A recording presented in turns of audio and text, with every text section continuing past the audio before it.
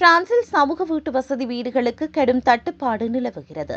Million கணக்கான மக்கள் காத்திருக்கும் நிலையில் பெற்றோரின் வீட்டை பிள்ளைகள் கைப்பற்ற முடியுமா என்ற கேள்வி எழுந்துள்ளது.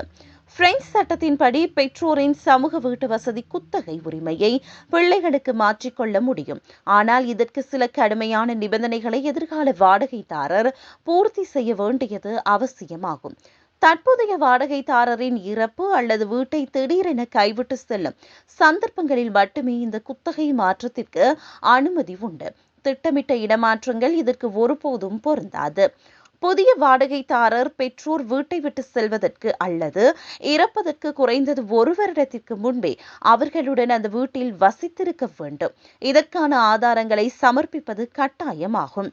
குத்தகை உரிமையை பெற விரும்புவோர் குறைந்த வருமானம் போன்ற அரசின் சமூக வீட்டு வசதி தகுதி வரம்புகளுக்கு உட்பட்டவராக இருக்க வேண்டும். இந்த வருமான வரம்பு குடும்ப உறுப்பினர்களை பொறுத்து மாறும்.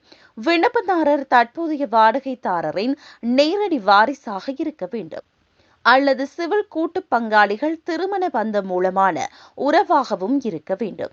அனைத்து நிபந்தனைகளையும் பூர்த்தி செய்த பின்னர் தேவையான ஆவணங்களுடன் உத்தியோகபூர்வ விண்ணப்பத்தை சமர்ப்பிக்க வேண்டும். இந்த விண்ணப்பங்கள் அனைத்தும் தனித்தனியாக கவனமாக பரிசீலிக்கப்படும். இந்த நடைமுறைகளை சரியாக மேற்கொள்வதற்கும் எந்த குறையுமின்றி விண்ணப்பிப்பதற்கும் சமூக பணியாளர்களின் உதவியை நாடலாம் என்று பிரெஞ்சு சமூக வீட்டு வசதி யூனியன் தெரிவித்துள்ளது.